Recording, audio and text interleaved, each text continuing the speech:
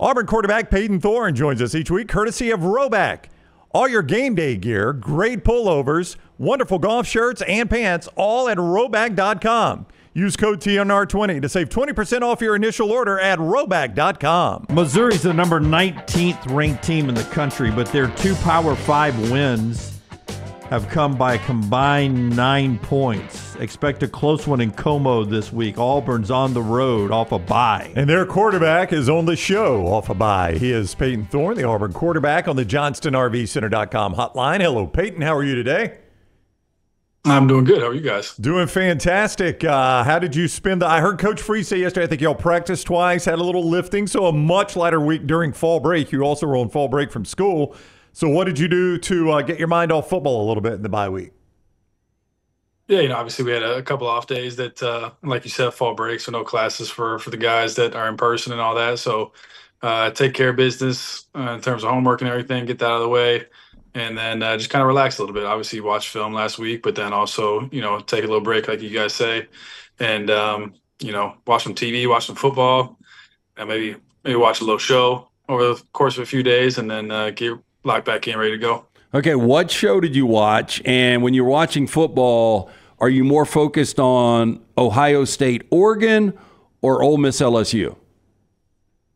I watched the little Menendez story that came out. Hey, how jacked up is that thing?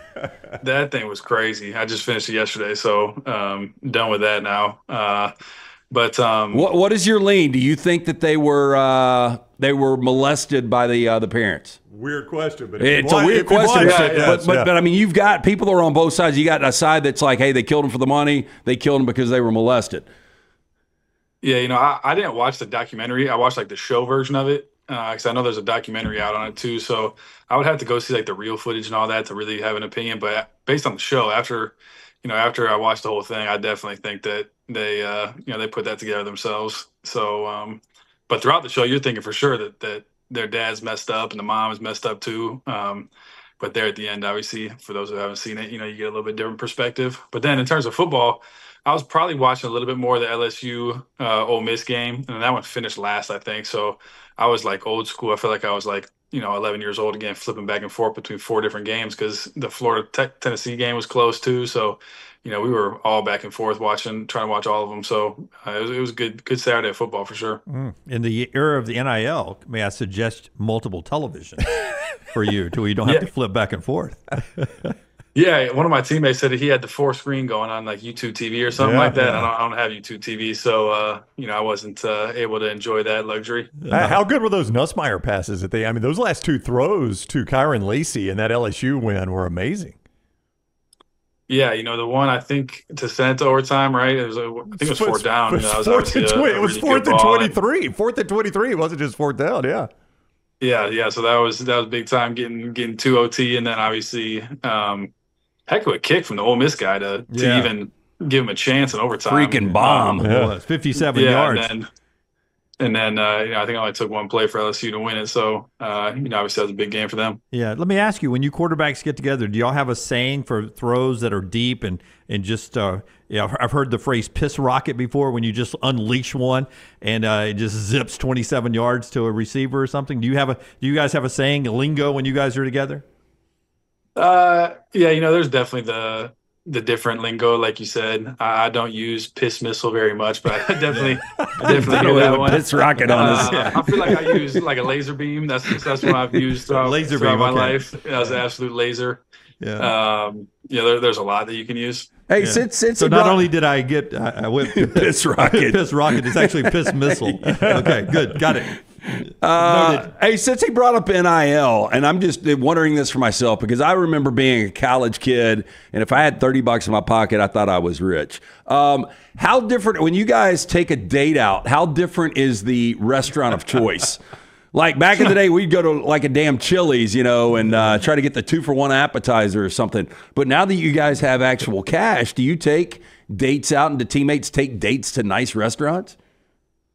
Yeah, for sure. Obviously, you got a little bit more money to spend. You can do some different things, but I'm one of the last guys left that was in college without NIL too. So I know what you're saying. I remember my redshirt freshman year in the summer going back up, and I had to start an IOU sheet on our Kitchen from golf. I had lost a couple rounds in a row, so I had to make sure I had the guys down when we got our check at the end of the month that I paid those guys back. So I've seen both sides. I for one semester I played NAI baseball. We got $10 a meal.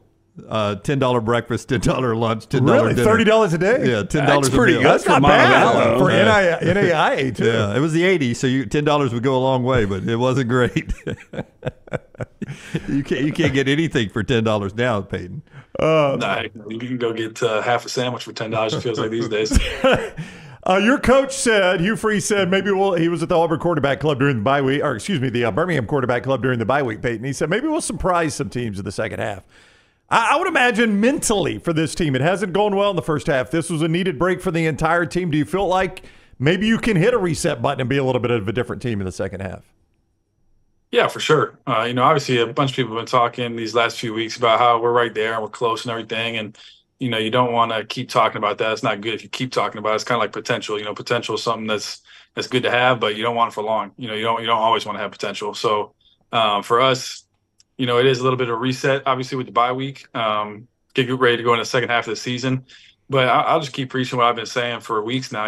You keep watching all these games, especially in this conference, and it's anybody can win any week. It keeps showing up that all these games are close. They're going down to the wire, and it feels like you're watching an NFL-style game because they're almost all games in the fourth quarter. So it's really about who plays better on that Saturday. And so for me, I'm just focused on being good in the process throughout the week, obviously get prepared, ready to play.